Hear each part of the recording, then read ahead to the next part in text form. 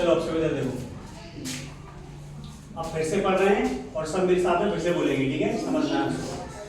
निम्न संख्याओं को अवरोही क्रम में व्यवस्थित कीजिए। ठीक है?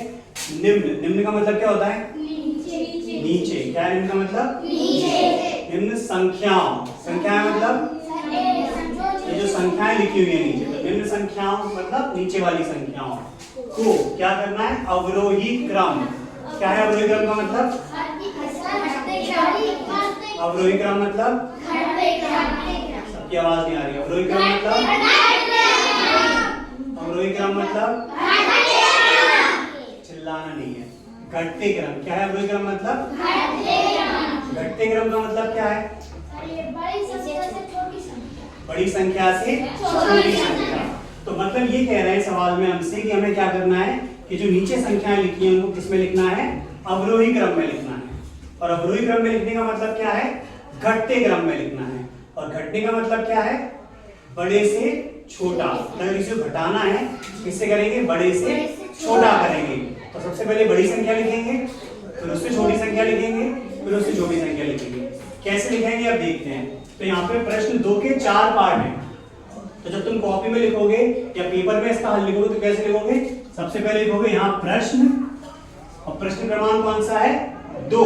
यहाँ लिखोगे प्रश्न क्रमांक 2। अब प्रश्न क्रमांक 2 का कौन सा पार्ट हल कर रहे हैं हम? ए वाला। तो यहाँ लिखेंगे प्रश्न क्रमांक 2 का ए पार्ट। यहाँ लिखेंगे ए। ये बात समझ में आ गई क्या? अब इसको हल करना है हमको।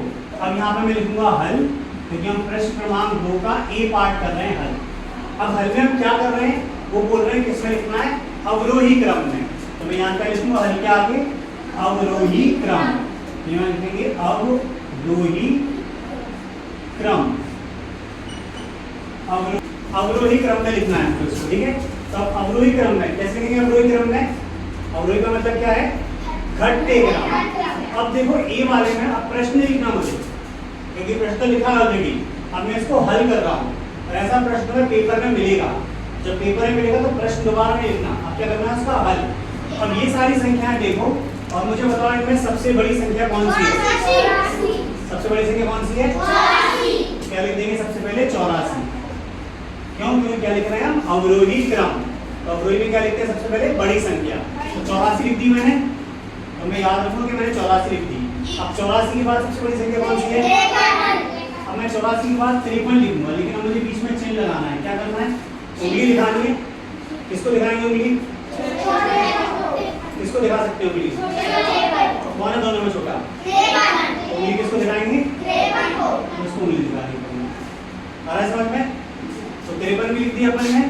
अब 53 के बाद कौन सा है बड़ा? 45 लिख दूं मैं। 45 लिख दिया, लेकिन उंगली दिखानी है। किसको दिखाएंगे उंगली?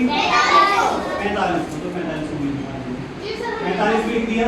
45 के बाद 28 को और कोई नहीं बड़ा? 28 उंगली दिखानी है। किसको दिखाएंगे?